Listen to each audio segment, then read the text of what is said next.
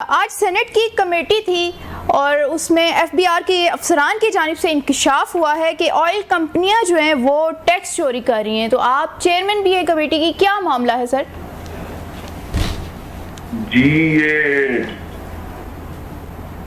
FBR ने point out किया है इस मामले को कि तेल की कंपनियां जो हैं वो टैक्स चोरी में को मुलव्विस हैं और या तो उस पे अब हमने ऑडिट का उनको ऑर्डर किया है। अब पिछले गुज़श्ता 5 साल तक का वो ऑडिट करेंगे इनका, और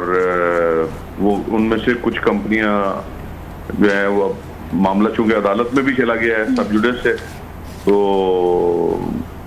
लेकिन मैं समझता हूँ कि ये इसमें एफबीआर ने काफ़ी अच्छा काम किया है और ये इन्होंने इसको डिग आउट किया है, निकाला है इसको, और ये सारी की सारी अब सामने आ जाएगी अगर उसमें जो जो कंपनियां मुलव्विस हुई। कुछ कंपनियां तो बहुत अच्छा काम करने वाली हैं जो इंटरनेशनल कंपनी है, लेकिन कुछ ऐसे भी आपको पता ही है कि उन्होंने उसमें से टैक्स चोरी किया है, तो वो मैं समझता हूँ कि अगले चंद दिन के अंदर वो बेनकाब हो जाएंगे वो सारे के सारे। बहुत शुक्रिया राना साहब, आपने हमें ज्वाइन किया। आपकी कमेटी में अक्सर हमें ये बहुत सारा मवाद मिलता रहता है, चीज़ों का पता चलता रहता है। आप और आपके मेम्बरान जो हैं बड़े अच्छे तरीके से ये इंक्वायरीज भी करते हैं, क्वेश्चंस भी करते हैं, and you go into the details. तो कुछ उन्होंने कोई इसकी अमाउंट बताई कि कितनी अमाउंट थी जो एफबीआर ने कोई बताई हो कि जो टैक्स चोरी की गई है ऑयल कंपनीज की तरफ से?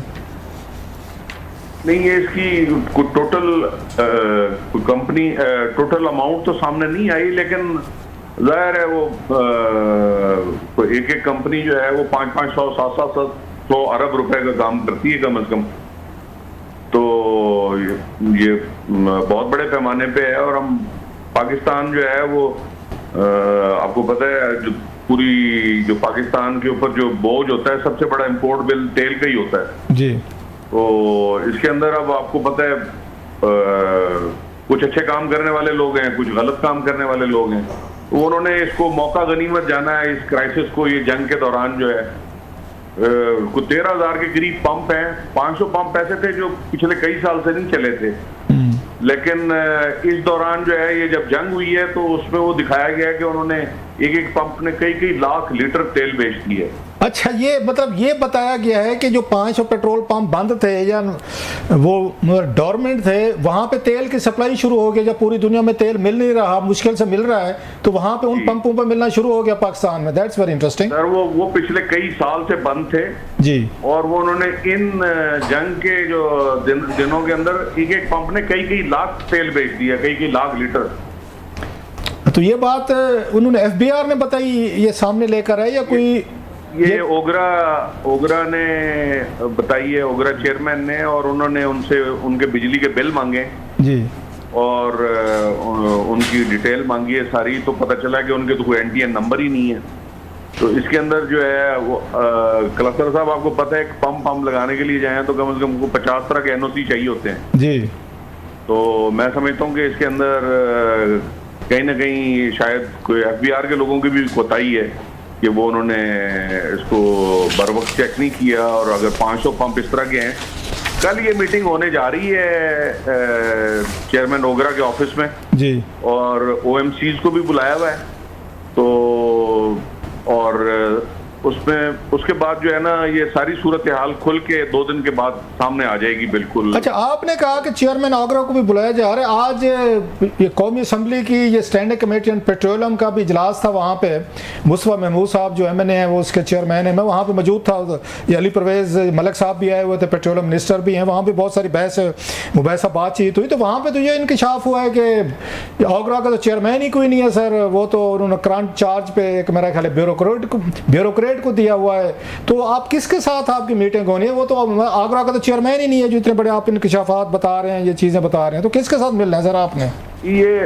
इस मसरूर साहब अपनी मुद्दत पूरी करने के बाद रिटायर हो गए थे। अब फैक्ट्री एस्टेब्लिशमेंट के पास चार्ज है इनका, बैरिस्टर नबील अवान साहब के पास। तो ये नबील अवान साहब आपको ब्रीफ करेंगे इन तमाम मामलात पे सर? जी, उन्होंने ही कल ब्रीफ किया था सारा, और अब भी वो कल भी मीटिंग उन्हीं के साथ होने जा रही है। और वो बहुत मोहतात हैं इस हवाले से कि कोई गलत पैसे कोई ये बीच में अपनी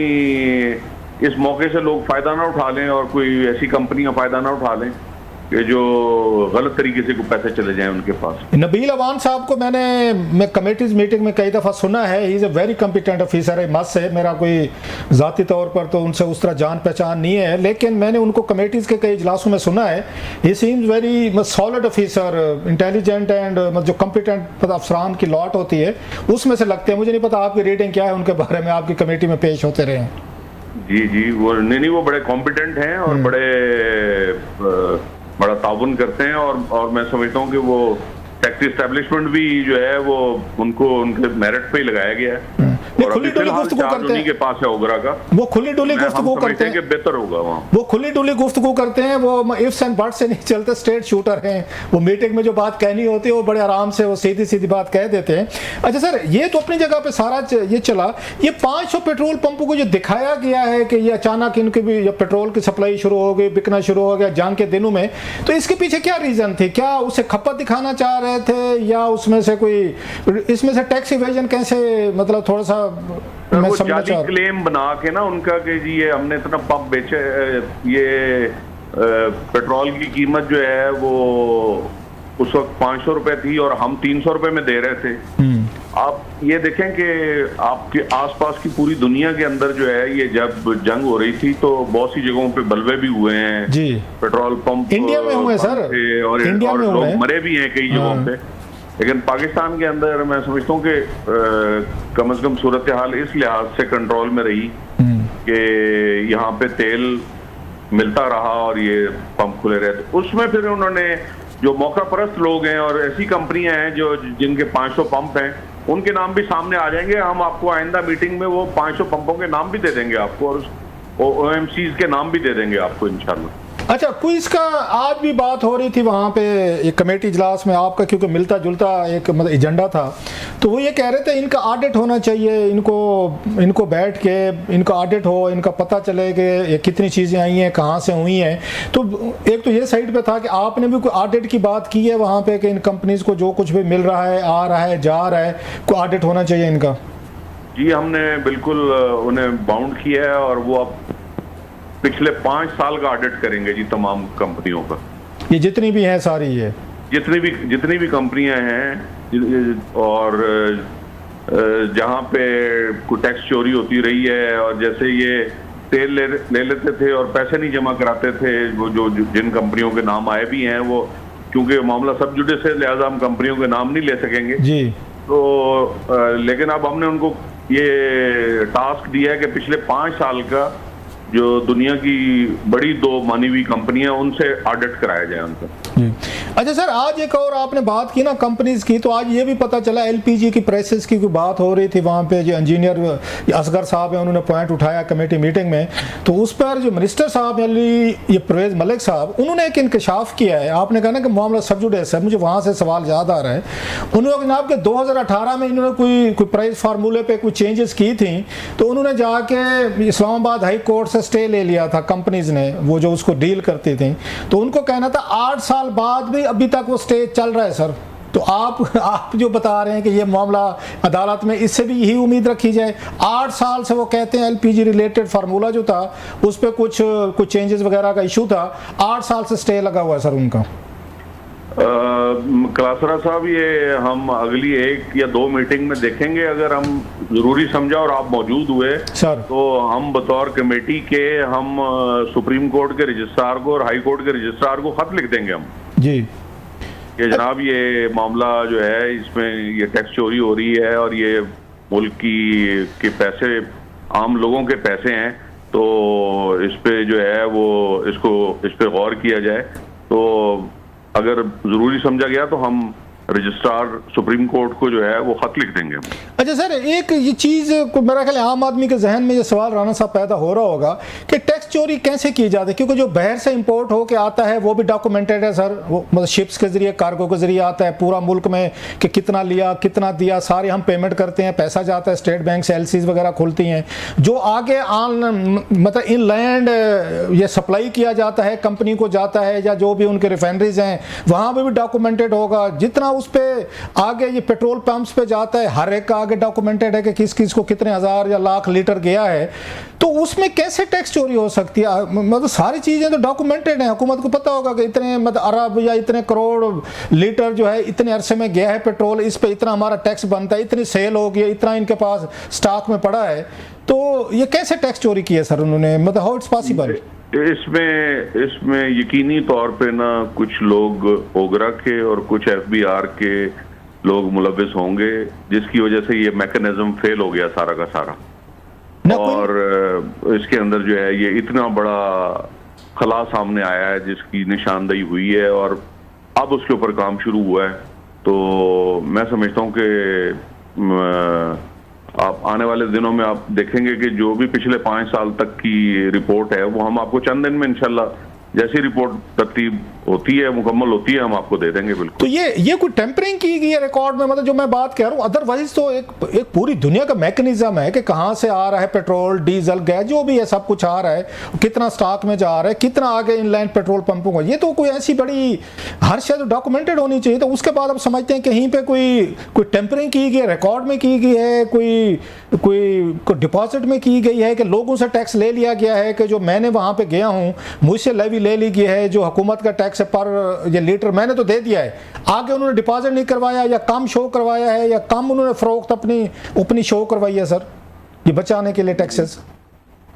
भाईजान उन्होंने पेट्रोल तो ले लिया और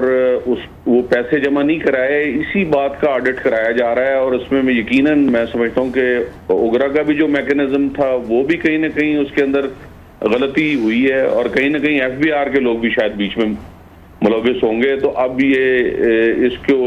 पिछले 5 साल तक का हमने उनको कहा है कि जो पहले जो बिग 5 जिन्हें कहा जाता था ना, उसमें से जो बड़ी 2 कंपनियां वो ऑडिट करके और इसका सामने लेके आए हैं सारी सूरत हाल को। तो उन्होंने नबील अवान साहब ने आपको क्या बताया? अगरचे वो न्यू कमर है, आज ये भी बताया जा रहा था परवेज मलिक साहब आज जो हैं वो पिछले जो इनके आउट गोइंग वो 6-7 साल शायद रहे हैं, मेरा ख्याल है आगरा के जो चेयरमैन थे उनसे खुश नहीं थे, बल्कि उन्होंने तो यहाँ तक कहा है कि जितना मेस मचाया गया है आगरा में, जो कुछ ये मसले मसाइल हुए हैं, तो वो तो ही वॉज ब्लेमिंग जो पिछले ये थे इनके आगरा के चेयरमैन थे तो उनके खाते में डाला है कि वो सही तरीके से काम नहीं करके गए। Do you agree with this assessment? भाईजान ये तो जाहिर है, चूंकि मैं तो हुकूमती मशीनरी में नहीं था, लेकिन अगर वजीर साहब नाराज हैं और वैसे भी अब ऑडिट शुरू हो गया है और पिछले 5 साल का होगा, तो और ये यकीनन इसके अंदर जो है वो ओगरा का मैकेनिज्म फेल हुआ है, उसके अंदर कहीं ना कहीं ओगरा की कोताही लाजमी इसके अंदर है, तो वो सारी चीजें निकल के सामने आ जाएंगी और जो उसका जिम्मेदार होगा वो उसका भी तयन हो जाएगा। अच्छा, लास्ट क्वेश्चन सर, कि ये बड़ी शिकायत रहती है, आज भी कमेटी इजलास में हुआ यकीनी तौर पर क्योंकि आपने इस इशू को टेकअप किया, that's the reason I am asking, कि वो कहते हैं जनाब कि ये दुनिया के दीगर ममालिक जो हैं, स्पेशली इंडिया की मिसाल दी जाती है या बाकी रीजन के ममालिक हैं, वो कहते हैं वहाँ पेट्रोल डीजल की कीमतें पाकिस्तान की निस्बत सस्ती हैं, दुनिया भर में भी पेट्रोल डीजल जो है वो सस्ता हुआ है, लेकिन पाकिस्तान जो है इन्होंने उस वक्त ये कीमतें तो बढ़ा दी थी पेट्रोल डीजल की, तो लेकिन जब जंग रुक गई है अभी भी तेल की कीमतें नीचे आई हैं, तो वो इनको लोगों को रिलीफ नहीं दिया गया जो दिया जाना चाहिए था, लेवी ज्यादा कर दी, 117-18 रुपए तक ले गए। Do you agree with that? कोई आपके इस पे भी सवाल जवाब आगरा के अथॉरिटी से हुए सर? सर ये यकीनन हम भी ये समझ रहे थे और ये तवक्को कर रहे थे कि तेल की कीमतें कम होंगी, लेकिन वो पेट्रोलियम लेवी लगी है जी और वो उसकी वजह से जो है वो कीमतें ज्यादा हैं। तो जैसे हर पाकिस्तानी ये तवक्को कर रहा था कि शायद कीमत कम होगी, तो हम भी ये तवक्को कर रहे थे, लेकिन उस कदर कीमतें जो हैं वो नीचे नहीं आई। तो लेकिन आने वाले चंद दिनों में मेरा ख्याल है अगले 15 दिन के अंदर मजीद कीमतें शायद कम होंगी।